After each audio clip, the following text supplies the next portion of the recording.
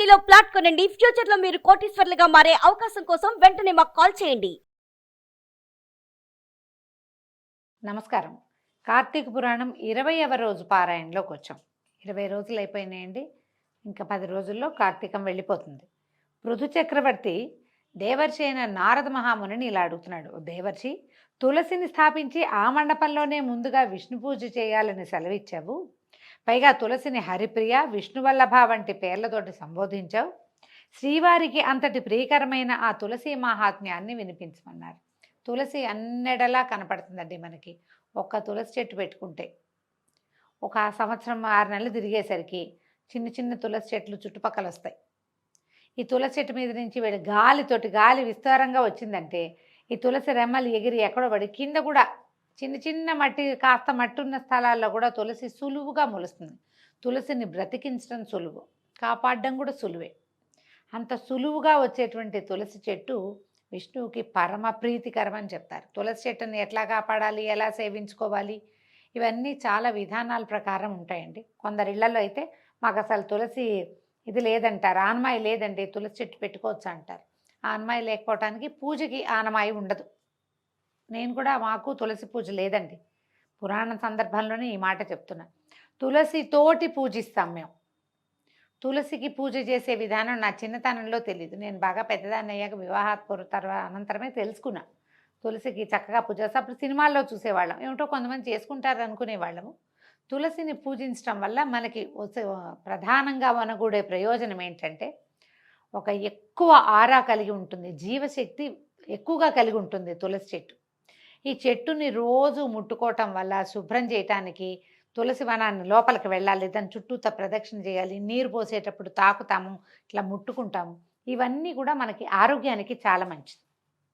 ప్రధానంగా స్త్రీల ఆరోగ్యానికి తులసి చెట్టు సేవ ఎక్కువ మంచిది. అందుకని పూర్వ ఋషులు మనకి ఆలోచించి ఈ తులసి విధానాన్ని ప్రవేశపెట్టారు, పూజా విధానాన్ని. పూజ లేదు కానీ తులసిని మన పెరట్లో పెంచుకోవచ్చు కదా. ఆ లక్షణంగా అయినా మనం దాని దగ్గర శుభ్రం చేస్తాం, దాని చుట్టూతా తిరుగుతాం, ముట్టుకుంటాం. ఏ ఆరోగ్యానికి అవసరమైందో జలుబు చేసిందని 2 తులసి దళాలు తెంపి నోట్లో వేసుకుంటాం, ఏదో ఒకటి చేస్తాం. ఆనమాయి లేకపోయినా తులసి చెట్లు పెంచుకోవచ్చండి. మనం పరమ పవిత్రగా భావించేటువంటి తులసమ్మ తల్లి గురించి ఇప్పుడు చెప్తున్నారు కథ. నారదుడు చెప్తున్నాడు, శ్రద్ధగా వినురాజా. పూర్వం ఒకసారి ఇంద్రుడు సమస్త దేవతా అప్సర సమేతుడై శివదర్శనార్థం కైలాసానికి వెళ్ళాడట. ఆయన చుట్టూతా మొత్తం నవగ్రహాలు, తర్వాత అప్సరోగణము అంతా మందిమాగదులతో సహా వెళ్ళాడు. వెళ్ళేసరికి ఆ సమయానికి పరమేశ్వరుడు భేతాళ రూపిగా ఉన్నాడట. అయితే భీత మహాదంశ నేత్రాలతోటి మృత్యుభయంకరంగా ఉన్న ఆ స్వరూపంలో ఉన్న ఆయన్ని శివుడుగా గుర్తించలేక ఈశ్వరుడు ఎక్కడున్నాడు, ఏం చేస్తున్నాడు అని ఆయననే ప్రశ్నించాడట ఇంద్రుడు. కానీ ఆ పురుషోత్తముడు జవాబు ఇయ్యలేదు. ఆయన మంచి రౌద్రంతో ఉన్నాడు. నేను శిక్షిస్తున్నాను, ఎవడు రక్షిస్తాడో చూస్తానని ఏం చేశాడట ఇతను, ఇంద్రుడు వజ్రాయుధంతో అతని కంఠసీమ మీద కొట్టాడు, మెడ మీద కొట్టాడట. మెడ కొట్టాడు. కొట్టేసరికల్లా మెడ నల్లబడింది. అక్కడి నుంచి ఏమైంది, ఈ వజ్రాయుధం మాత్రం బూడిదైపోయింది. ఆ ఊరికే గుచ్చుకుని నల్లబడింది తప్పిస్తే అంతకంటే ఏం అవ్వలేదు. వజ్రాయుధం బూడిదైపోయేసరికల్లా అక్కడి నుంచి ఈయన దగ్గరికి వెళ్ళి కొట్టాడు కదా. ఈ కొట్టిన సమయంలో ఆ భీషణ మూర్తి నుంచి ఇలా మంటల్లాగా వచ్చేసినట్టు ఒక తేజస్సు బయటకు వస్తుంది. ఆ తేజస్సు దేవేంద్రుడిని కూడా దగ్ధం చేసేలాగా ఉండటంతో దేవగురువైన బృహస్పతి ఆ భేతాళ స్వరూపం శివుడేనని గ్రహించి ఈ ఇంద్రుడిని వెనక్కి లాగి అతనికి బోధించి, ఈయనే శివుడులాగా తెలుస్తున్నాడు, నీ శక్తిని నిర్వీర్యం చేయగలిగిన వాడు మహాదేవుడే అయి ఉండాలి, నమస్కారం చేయి, ప్రాణ శరణాగతి చేయమని పరిపరి విధాలుగా చెప్పి అతనితోటి నమస్కారం చేయించాడు. తర్వాత ఈ విధంగా శాంతి స్తోత్రం కూడా చేశాడట. బృహస్పతి కృత భేతాళ శాంతి స్తోత్రం. నమోదేవాధిదేవాయ త్ర్యంబకాయ కపర్ధినే త్రిపురఘ్నాయ శర్వాయ నమోంధక నిషూనవే విరూపాయాదిరూపాయ బ్రహ్మరూపాయ శంభవే యజ్ఞ విధ్వంసకర్త్రే వై యజ్ఞానాం ఫలదాయినే కాలాంతకాలకాలాయ కాలభోగిధరాయ చ నమో బ్రహ్మ శిరోహంత్రే బ్రహ్మణ్యాయ నమో నమః అని ఇలాంటి అద్భుతమైన శ్లోకాలతోటి బృహస్పతి ఆ భేతాళ స్వరూపంలో ఉన్న మహాదేవుణ్ణి అనేక విధాలుగా స్తుతించాడు. ఈ విధంగా ప్రార్థించడంతో ఆ మహాభేతాళ స్వరూపంలోంచి సాధారణ శివస్వరూపంలోకి వచ్చినటువంటి పరమేశ్వరుడు లోకనాశకమైన తన త్రినేత్రాగ్నిని ఉపసంహరించేందుకు నిశ్చయించి, బృహస్పతి, నా కోపం నుంచి ఇంద్రుణ్ణి నువ్వు బ్రతికించినందుకు కాదు, ఇక నుంచి నువ్వు జీవ అనే పేరుతోటి ప్రఖ్యాతి పొందుతావు. నీ స్తోత్రం నన్ను ముగ్ధుణ్ణి చేసింది, ఏదైనా వరం కోరుకోమన్నాడు. అంటే అప్పుడు ఆ మాట మీద బృహస్పతి అన్నాడట, పరమేశ్వర, నీకు నిజంగా సంతోషం కలిగితే మళ్ళీ అడుగుతున్నాను, స్తోత్రాల్లో కూడా మమ్మల్ని రక్షించని అడిగాను, ఇప్పుడు కూడా త్రిదివేశుని త్రిలోకాలని కూడా నీ మూడో కంటి మంట నుంచి రక్షించు. ఎందుకంటే ఆయన కోపం వచ్చేసరికి ఆ కంట్లో నుంచి మంట వచ్చేస్తుంది. నీ పాలాగ్ని జ్వాలల్ని శాంతింపజెయ్యి, ఇదే నా కోరిక మహాదేవా అని అనేక విధాలుగా ప్రార్థించేసరికి పరమేశ్వరుడు సంతోషించి, వాచస్పతి, నా మూడో కంటి నుంచి వెలువరించిన అగ్ని వెనక్కి తీసుకోదగింది కాదని తెలుసుకో. అయినా నీ ప్రార్థనని మన్నించి ఈ అగ్ని లోకదహనం చేయకుండా ఉండేందుకు గాను సముద్రంలోకి చిమ్మేస్తున్నాను. అంటే ఎప్పుడైతే ఇంద్రుడు ఈయన్ని దెబ్బ కొట్టాడో ఆయన త్రినేత్రం తెరుచుకుంది. నేత్రంలో నుంచి ఒక మంట, అగ్ని జ్వాల బయటకు వచ్చింది. బృహస్పతి అనేక విధాలుగా స్తుతించి స్వామి అయ్యవారిని ప్రసన్నం చేసుకుంటే ఆ బయటికి వచ్చిన మంట ఇంకా ఎక్కడికి వెళ్ళాలి, అలా జ్వాల వెలువడుతోందనమాట. ఆయన కన్ను మూసి, మూడవ కన్ను త్రినేత్రాన్ని మూసేసి ఈ అగ్ని జ్వాలని సముద్రంలోకి నెట్టేశాడట. నెట్టేస్తే అలాగే చేసేసరికి ఆ అగ్ని గంగాసాగర సంగమాన పడి బాలక రూపాన్ని ధరించింది. సముద్రంలో పడితే ఏమయ్యేదో నదీ సాగర సంగమంలో పడేసరికి సంగమంలో ప్రాణులు పుడతాయి కదా, మనకు కూడా అంతే, సంగమం వల్లే సంగంతో ప్రాణులు పుడతాయి. ఈ నదీ సాగర సంగమం అంటే స్త్రీ పురుష సంగమం లాంటిదే అది. ఆ సంగమంలో ఎప్పుడైతే ఈ అగ్ని జ్వాల వెళ్ళి పడిందో అదొక బాలక రూపాన్ని ధరించిందట. పుడుతూనే ఏడ్చిందట.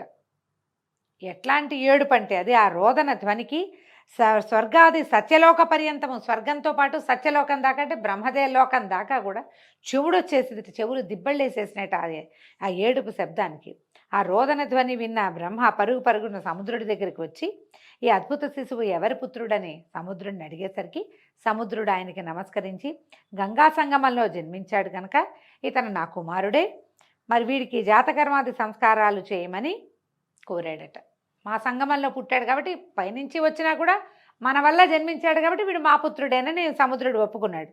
ఒప్పుకుని వీడి జాతకర్మలు చేయమంటే ఈ పిల్లవాడు చంటివాడు, అది పుట్టిన పిల్లవాడట. బ్రహ్మదేవుడు గడ్డాన్ని పట్టుకుని ఊగటం మొదలుపెట్టేట. గడ్డం పట్టేసుకున్నాడు గట్టిగా. కొంతమంది చంటి పిల్లలు చూడండి, వేళ్ళు పట్టుకుంటారు, వదిలిపెట్టరు, అప్పుడప్పుడు కనపడుతుంది రేర్గా. ఈ పిల్లవాడు మహాబలశాలి అవ్వటం, తను రుద్రాంశ సంభూతుడు అవ్వటం వల్ల అలాంటి తీవ్రమైన ధోరణి ఉందన్నమాట వాడికి. ఆ పట్టుకుని ఊగుతుండే సర్కల్ బ్రహ్మదేవుడికి కళ్ళ నీళ్ళ పర్యంతమైన గడ్డం పట్టుకుని వెంట్రుకలు పట్టుకుని లాగితే నొప్పెట్టదు. ఆ ఒకసారి బాధ కలిగి ఆయన కంట్లో ఇంచి ఒక చుక్క నీరు వచ్చిందట. విధాతనట, ఓ సముద్రుడా, నా కళ్ళ నుంచి రాలి చెందిన నీటిని ధరించిన వాడుగా వీడు జలంధరుడు అనే పేరుతోటి విఖ్యాతుడవుతాడు. కంటి నీటిని, బ్రహ్మదేవుడి కంటి నీరు వాడి మీద పడింది, ఆ పిల్లవాడి మీద, అందుచేత జలంధరుడు అనే పేరుని పెట్టాడట. సకల విద్యావేత్త, వీరుడు అయి శివునిచే తప్ప ఇతరులకు వధించరాని వాడవుతాడు అని దీవించి పట్టాభిషిక్తుని చేశాడు. పరమేశ్వరుడి చేతిలోనే వీడికి మరణం ఉందని చెప్పి దీవించి వాడిని పట్టాభిషిక్తుని చేశాడు. ఆ జలంధరుడికి కాలనేమి అనే రాక్షసుడి కూతురైనటువంటి బృందనిచ్చి వివాహం చేశారట. రూపవయోబల విలాసుడైన జలంధరుడు బృందను భార్యగా స్వీకరించి దానవాచారుడైన శుక్రుని సహాయంతో సముద్రం నుంచి భూమిని ఆక్రమించి స్వర్గంలాగా పరిపాలించడం మొదలుపెట్టాడు. రుద్రాంశ సంభూతుడు అవటం వల్ల పరమ బలశాలిగా తయారయ్యాడు. అత్యద్భుత వీర్యాన్ని కలిగి ఉన్నాడు, పరాక్రమశాలిగా. తర్వాత బ్రహ్మదేవుడి వరం వల్ల వరగర్వంతో వాడు గర్వించి లోకాలన్నింటినీ జయించి పరిపాలించడం మొదలుపెట్టాడు. నారద మహర్షి ఇంకా చెప్తున్నారు, పూర్వం దైవోపహతమై పాతాళాది లోకాలలో దాగిన దానవ బలమంతా ఇప్పుడు జలంధరుని ఆశ్రయించి నిర్భయంగా సంచరించడం మొదలుపెట్టింది. ఆ జలంధరుడు ఒకనాడు శిరోవిహీనుడైన రాహువును చూసి వీడికి తలలేదేమిటి అని ప్రశ్నించిన మీదట శుక్రుడు గతంలో జరిగిన క్షీరసాగర మథనము, అమృతపు పంపకము, ఆ సందర్భంగా విష్ణువు అతని తల తెగవేయటము ఇత్యాదిగా గల ఇతిహాసం అంతా చెప్పాడు. ఇది ఎప్పుడు జరిగింది కదండి? క్షీరసాగర మథనం జరిగినప్పుడు అమృతాన్ని దేవతలకి మాత్రమే పంచే ఉద్దేశంలో ఉన్న మహావిష్ణువు మోహిని అవతారాన్ని దాల్చి దానవులని మోహపరిచి రాక్షసులకి పంచిపెట్టాడు అమృతం. రాహువు అది తెలుసుకుని దేవతల రూపాన్ని ధరించి దేవతల మధ్యలో కూర్చుని అమృతాన్ని స్వీకరించాడు. అయితే విష్ణుమూర్తి ఏం చేశాడు, వాడి తల తెగటార్చాడు. మొండెం వేరే తల వేరేగా ఉన్నాయి. రాహువు కేతువు అంటారు కదా, వాడికి తల లేకపోయేసరికల్ శిరోవిహీనుడికి తల లేదు. ఇక తల లేకపోతే అడిగేసరికల్లా ఇదంతా విషయం తెలుసుకున్నాడు. ఇది వినేసరికల్లా సముద్ర తనయుడైన జలంధరుడు మండిపడ్డాడు. తన తండ్రి అయిన సముద్రుని వధించడం పట్ల చాలా మదన పడ్డాడు. సముద్రుడు నా తండ్రి, అది వేరే వాళ్ళు చిలకటం ఏమిటి, నొప్పెట్టుతుంది కదా చిలికితే. సముద్రుని మధించటం అంటే బాధించటంగా భావించాడనమాట. ఆ తర్వాత ఖష్మరుడు అనేవాడిని దేవతల దగ్గరికి రాయబారిగా పంపించాడట. వాడు ఇంద్రుని వద్దకు వెళ్ళి, నేను రాక్షస ప్రభు అయిన జలంధరుడి దూతని, ఆయన పంపించిన శ్రీముఖాన్ని విను. ఇంద్ర, నా తండ్రి అయిన సముద్రుని పర్వతంతో మధించి అపహరించిన రత్నాలన్నింటినీ వెంటనే నాకు అప్పచెప్పు. సముద్రంలో నుంచి ఎన్ని వచ్చినాయండి? లక్ష్మీదేవి వచ్చింది, చంద్రుడు వచ్చాడు, ఓషధులు వచ్చాయి, ఐరావతం వచ్చింది, కల్పవృక్షం, కామధేనువు, తర్వాత ఎన్నో అప్సరసలు ఎంతోమంది, వజ్రాలు, రత్నాలు, మణులు, కౌస్తుభాలు, లెక్కలేదు ఎన్నొచ్చినాయో. శంఖాలు గవ్వలతో సహా మదనంలోంచి పుట్టినవే. మా తండ్రిని మతించటం వల్ల వచ్చినవన్నీ కూడా మా తండ్రిలోంచి వచ్చాయి కాబట్టి అది మా ఆస్తి, మాది మాకు అప్పచెప్పి తీరాలి నువ్వని ఒక శ్రీముఖాన్ని పంపించాడు. చెప్పేసరికల్లా ఈ అమరేంద్రుడు అన్నాడు, ఓ రాక్షస దూత, గతంలో నాకు భయపడిన లోకకంటకాలైన పర్వతాలని, నా శత్రువులైన రాక్షసుల్ని ఆ సముద్రుడు తన గర్భంలో దాచుకున్నాడు. అందువలనే సముద్ర మథనం చేయవలసి వచ్చింది. ఇప్పటి మీ రాజులాగానే గతంలో శంఖుడనే సముద్రనందనుడు కూడా అహంకారంతో ప్రవర్తించి నా తమ్ముడైన ఉపేంద్రుని చేత వధింపబడ్డాడు. కాబట్టి సముద్ర మథన కారణాన్ని దైవతగణ తిరస్కృతికి లభించబోయే ఫలితాన్ని కూడా మీ నాయకుడికి విన్నవించుకో అని చెప్పాడు. భస్మరుడు జలంధరుడి దగ్గరికి వెళ్ళి మగుడు చెప్పిన ఈ దేవేంద్రుడు చెప్పిన విషయాలన్నీ చెప్పేశాడు. ఆయన కేకలేశాడు, తిట్టాడు, దురుసుగా ప్రవర్తించాడు, దిక్కుని చోట చెప్పుకోమన్నాడు. మరి వాక్యాలు అలాంటివే కదా ఇంచుమించుగా, అవన్నీ చెప్పేసరికల్లా మండిపడిపోయేటట జలంధరుడు. మరుక్షణమే స్వర్గం మీద సమరం ప్రకటించాడు. శుంభ నిశుంభాది సైన్యాధిపతులతో సహా దేవతల మీదకి దండెత్తాడు. ఉభయ సైన్యాల వారు ముసల పరిఖ బాణ గదాది ఆయుధాలతో పరస్పరము ప్రహరించుకున్నారు. వాళ్ళ దగ్గర ఉన్న అన్ని ఆయుధాలతోటి చచ్చేలా కొట్టుకున్నారు.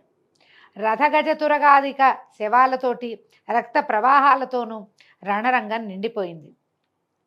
రాక్షస గురువైన శుక్రుడు మరణించిన రాక్షసులందరినీ మృత సంజీవిని విద్యతోటి బతికిస్తుండగా, మృత సంజీవిని విద్య కథ తెలుసు కదండి, కచుడు దేవయాని కథ చెప్తాం.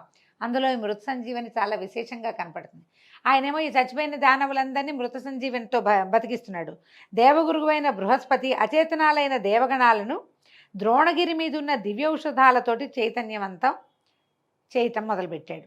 ఇది గ్రహించిన శుక్రుడు జలంధరుడికి చెప్పి ఆ ద్రోణగిరిని సముద్రంలో పారేయించాడు.